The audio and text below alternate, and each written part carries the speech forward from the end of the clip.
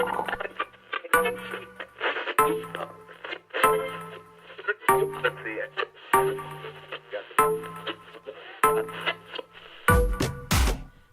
is Compendium, a podcast about communication and communication research. This podcast is brought to you in conjunction with the COMM1000 course at the University of Connecticut. Here now is the host of Compendium, Professor Steve Stifano.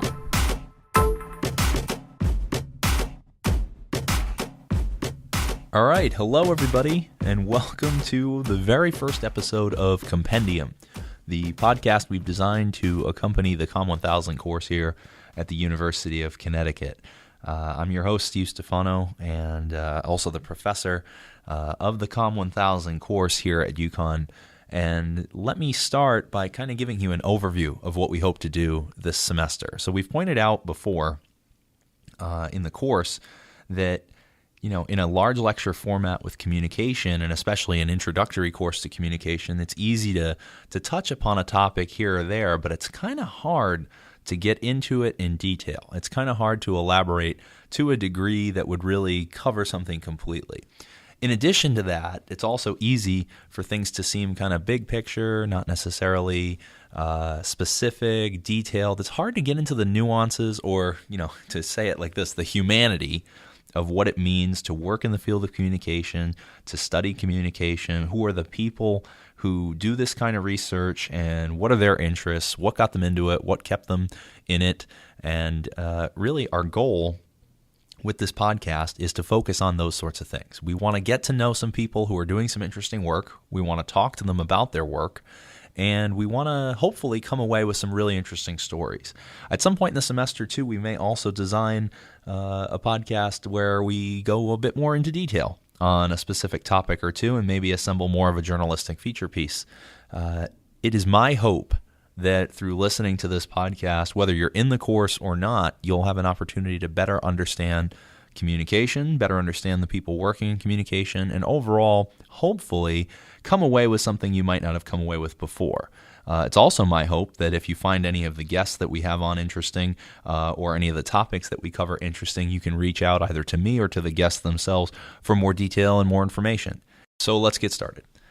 Each week, we're going to talk to somebody. We're going to have at least one interview every week, and that person is going to talk to us a little bit about their experience and a little bit about the work they do and how they feel about this field. Beyond that, there will be some weeks where we go into more detail with some features, some weeks where we answer some questions, some weeks where we do a Q&A format. We'll try and mix it up and make it as interesting as possible. The goal will be to cover material that is somewhat related to the material we've been covering most recently in the COMM1000 lecture, but in no way are we going to use that to restrain us. We will sometimes veer off topic. We will investigate some things that are interesting that maybe don't fit into the lecture formally. The goal overall is to make this as interesting a listen as possible. And with that in mind, I went out and recruited a first guest who's somebody I've known for a while, and somebody who hopefully can give a pretty good insight on communication and how it works. And I know for a fact that he's a hit with his students, so I went ahead and booked this guy. So I'm here today with our first guest of the semester. He is a PhD student in his final year in the program. He also has worked extensively with me, and I'm happy to say I know him both in school and out of school. Please welcome to the podcast our first ever guest, Kyle Hall. Hey, what's going on, everybody? All right, now thanks for doing this. Kyle has been incredibly patient while we have set up this podcast process and kind of gotten things going. So I guess I'm going to start at the very, very beginning. Are you ready for this? The very beginning? You mean like within the womb? Oh, well, maybe out of the womb, but just a bit past that. So my first question for you. Okay. Where were you born? Where was I born? I was born in a town. It's called Alma, Michigan. It's reasonably small, small city, not a lot going on there, but it's pretty much right directly in the middle of the Lower Peninsula. Okay. And when was the first time that you realized you cared about some form of communication?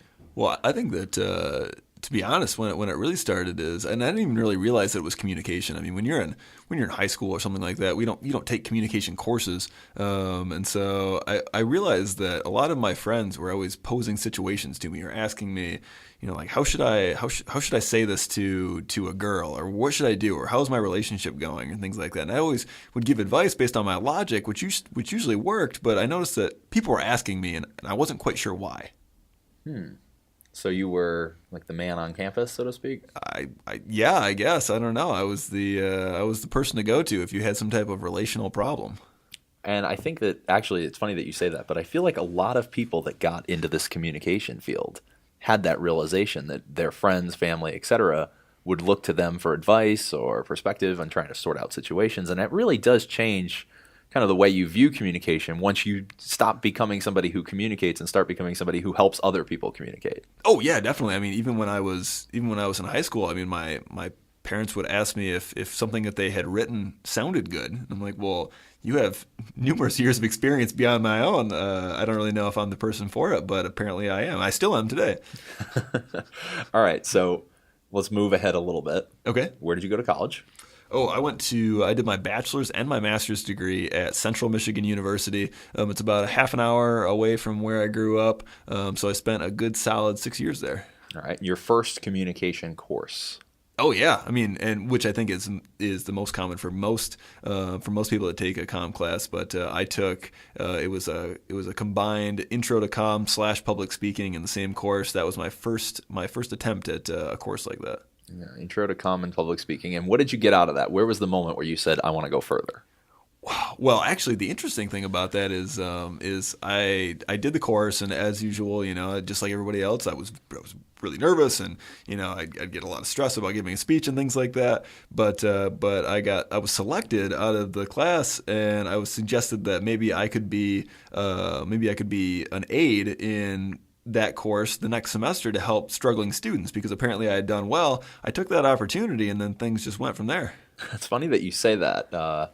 It wasn't a communication course, but it was a writing course, and I had the same request. I was in a class, and the professor came up to me at the end, and I think I was a freshman, and she said, "Would you like to, help with my students next semester?" And they had a term for it, but it was basically peer guidance. Okay. And it changed the entire way that I looked at a classroom, because up until then I had always just listened and listened and listened, and now I wasn't just expected to listen, but I was expected to talk.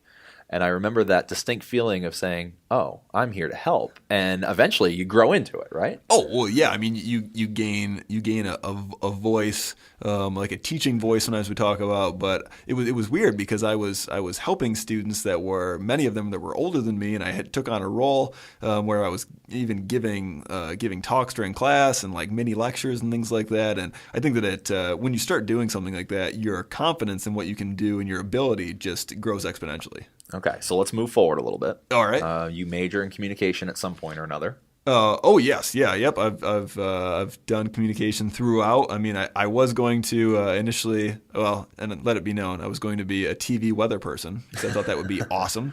And then I also thought about being an elementary school teacher. But I think that actually, being a communication professional and teaching upper level college courses, I feel like it's a little bit of a mix of both. You're interacting with students and building relationships, but also presenting information, oftentimes in an entertaining way.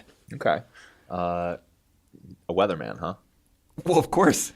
The weather people are the ones everybody tunes in for. That's the person they want to see. People watch the news. They say, who's on the weather? They always get to make jokes and things like that and dance around in front of the screen, and that looked like it would be awesome. Well, it's funny, but it's true. Those 3 to 5 minutes might be the most important 30 minutes of your day, especially like this week when we had a blizzard in town. I mean, that changes everything. That's where the attention goes. Nobody else cares about anything else going on because the weather, even though there are important social issues, the weather has a direct impact on your each and every day, each and every moment, potentially. And some people are good at communicating the weather, and some are not so good at communicating the weather. Yeah, this is very true. So, okay.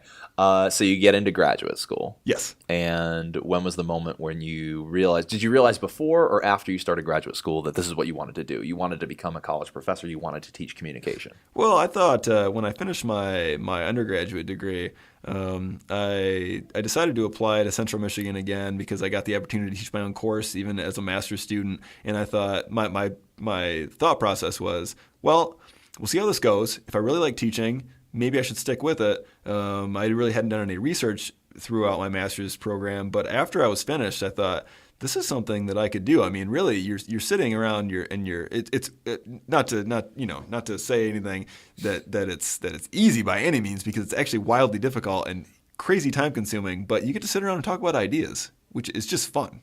I mean, I think it's funny because especially with communication, there are some people who hear that you get to sit around and talk about ideas, and they go, "That is useless. That's terrible. I'm not interested." And then there's other people, and I'd actually argue they're the majority, who the idea of talking about ideas and thinking things through and being able to be creative really is exciting and gives you an opportunity to do something that you don't really get to do otherwise. I mean, you don't get to work in most professions and just talk about ideas and sort things out. There's some creativity involved, and it's important and it matters and it moves with you as you go through a career. But realistically, your only true opportunity to kind of theorize and work through things and understand these processes of this thing we do every single day are when you're working in a field like communication. Yeah, and a lot of what we do is problem solving. You're constantly trying to think, like what is going on here, or what are the underlying issues, and that's something that's applicable for anything. I don't care if you're doing event planning or if you're like doing personal sales or something like that. You're always trying to solve problems, and the better you can communicate the issues that are associated with those problems, usually the easier they can be solved. All right. So this week, obviously, so far we've covered the intro and the overview, and we've talked about communication as a science, which is very similar to I should mention that Kyle and I have worked together teaching a research methods course in the past, and Kyle, you're still teaching it. I still am, yeah. Yep. And we talked a lot about the science of communication. Did you have a realization at some point that it wasn't just all television broadcast or journalism, but actually had kind of a deeper component to it that was much more scientific and almost lab coat like at times? Well, you have to. I mean, to a degree, if you want to study something, especially something that feels so inherent to all of us. I mean, and that's one of the problems that presents students that are taking a comm class that maybe never have heard of it before. You just say, "Oh, well, I get this. Everybody communicates. I understand." But you really don't unless you dig deep. And one of the issues with that is that it becomes too subjective. You're looking at it too closely. If you can pull yourself back objectively and try and analyze exactly what's going on, figure out what a process is, I mean, you have to detach yourself to a degree. Okay.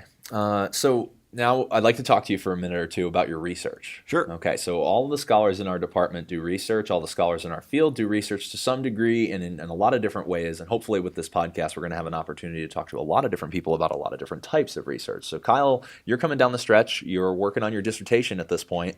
What do you do? Why do you do it?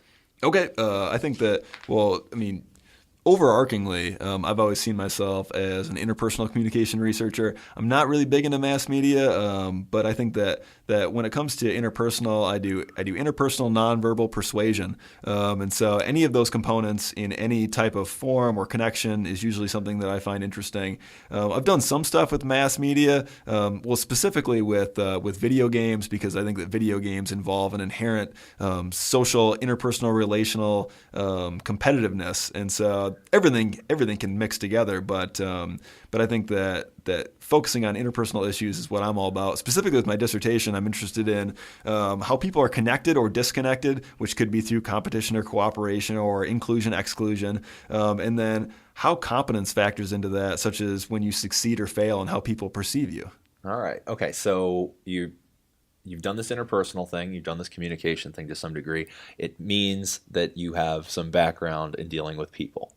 And you said that's where you started, and it seems like it's come full circle, and now it's where you research. Mm-hmm. So, with that said, if you had one piece of advice to give to everybody listening, and especially our intro to communication students, what would that advice be from an interpersonal perspective? From interpersonal perspective, are you talking about like my advice for the course or for life, or for what do you? Life. Okay, so you meet somebody in a social circle, in a social setting, at a party or something, and they ask you what you do, and what does that mean? And you say, I study interpersonal communication. And they say, all right, what advice could you give me? What advice would you give them?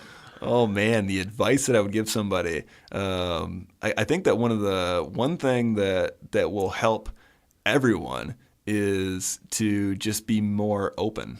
And I know that seems kind of broad and open. Open, and no pun intended on that one. But in order to be more open, be open to experience, be open to interacting with other people at at a deeply relational level, to the point that you don't just treat them as though they are only the role that they play. So like you go to Target or something like that, and you're at the checkout counter, you put all your stuff on the belt. Treat the other person as though they are a person, because when they take off that red polo, they're just like one of us. And so if you can be open and be willing to interact with other people, I think that we could have a much happier and better society potentially. And it's funny that you say that, because the vast majority of us at some point or another have worn that red polo. which leads me to, what was your favorite job growing up? Oh, my favorite job. Oh yeah. Well, the best job that I'd ever had, it's not in any way really connected to what I do now, but I used to do construction, and I would help like remodel 7-Eleven convenience stores. I would paint walls and do ceiling tiles and floor tiles and freezers and things like that. But I don't know. I feel like it was a ton of manual labor, but it builds character. It's a different kind of experience. Okay. Now, obviously, you're on the podcast because there's a bunch of people we want to talk to this semester. They're really interesting people, but we don't have a chance to put everybody into the course in a physical setting. If I told you you could give one guest lecture in COM 1000 about any idea, topic, or thing that you want, what do you think you'd come in and do? Oh man, one thing I would come in and do. Man, that's a great question. I would say one of my favorite things to talk about, I really like the language of persuasion. And so, I mean, that encapsulates a lot of different things, but a lot of it comes down to semantics and how we phrase things and how we put them to other people, and the vast effects that it can have on people's perceptions and essentially their persuadability. I think that the way that we use language, it's one of our most powerful tools that we have. It can be used for good or not so good, but being able to use language effectively, I think, is interesting. Anything from like sequential persuasion to try and get somebody to do something, all the way down to naming products. I just think it's very interesting how it evokes certain images in our mind in terms of our perceptual web. All right. Well, interesting. And I got to say, you've been a phenomenal guest. Easy to talk to for sure. A really good first guest. Are you willing to come back on later on when we're kind of into the heavier topics of communication, maybe dig deep into something that you're working on? I'm all about heavy topics. I will come back anytime. All right, wonderful. So we are out of time. I could go on for another 10 or 15 minutes easily with this guy, but we'll cut it off there. Kyle Hull, thank you so much, our first guest, and hopefully our first repeat guest as well. All right, thanks everybody. Good luck in the course. All right, take care, Kyle. Thank you very much. Yep. So there you have it, our first interview of the semester, first interview of the podcast with Kyle Hull. He was a wonderful guest, and hopefully that gives you a bit of a taste of what we're going to do with this podcast this semester, the Compendium. And as we go forward, I hope you'll keep listening, and I hope you'll send in questions or comments, or if you're interested in either being on the show because of something that you're doing, or contributing to the show in some other way, don't be afraid to let me or anybody else involved in the COM 1000 course know. Thank you so much. We start small, but we'll build out from here. Take care and enjoy your day. The views expressed in this podcast are those of the host and his guests. They do not reflect the views of the University of Connecticut, the UCONN Department of Communication, or the COM 1000 course itself.